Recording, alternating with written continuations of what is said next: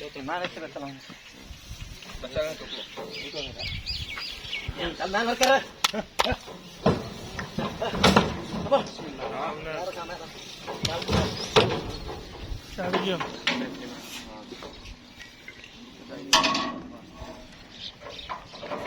परा मैं वीडियो बनावन नहीं थले थले